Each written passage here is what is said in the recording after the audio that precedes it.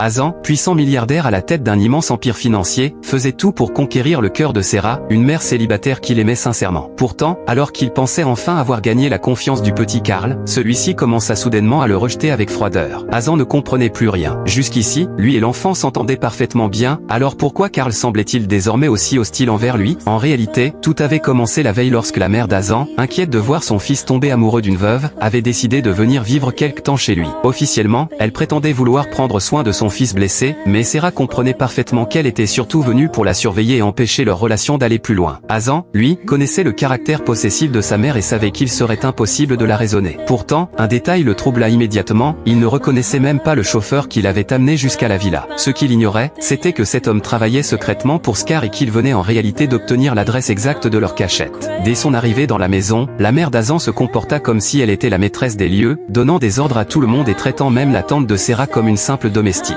Azan finit par perdre patience et rappela sèchement à sa mère qu'elle n'avait aucun droit de traiter les proches de Sera de cette façon. Après une nuit particulièrement tendue, le lendemain matin, Sera apporta les médicaments d'Azan et l'aida à les prendre. Au même moment, sa mère arriva et observa la scène avec colère. Voyant son fils devenir de plus en plus attaché à Sera, elle sentit qu'elle perdait totalement le contrôle sur lui. Quelques instants plus tard, elle aperçut Karl dans le salon et décida soudainement de lui demander de l'appeler « grand-mère » à partir de maintenant. Le petit garçon resta complètement perdu face à cette demande inattendue, ce qui provoqua immédiatement un profond malaise dans la maison. Azan comprit aussitôt que sa mère était encore derrière cette situation gênante. Furieux, il alla lui parler directement et lui reprocha de vouloir contrôler toute sa vie. Il lui expliqua qu'après des années passées à obéir à ses décisions, il avait enfin rencontré une femme qu'il aimait réellement et qu'il ne supportait plus qu'elle cherche constamment à détruire leur relation. Mais sa mère répondit calmement qu'elle ne faisait qu'aider Karl à accepter une réalité inévitable puisque, selon Azan lui-même, il comptait épouser Sera un jour. Devant tant d'hypocrisie, Azan finit par exploser et exigea que sa mère quitte immédiatement la villa. Contre toute attente, elle accepta sans protester. Pourtant, le regard froid qu'elle lança à Sera avant de partir montrait clairement qu'elle n'avait nullement l'intention d'abandonner. Après son départ, Azan et Sera ressentirent enfin un peu de soulagement. Le soir venu, Azan resta longtemps assis seul dans le jardin, perdu dans ses pensées. Sera vint doucement le rejoindre, et une nouvelle fois, il s'excusa pour le comportement de sa mère.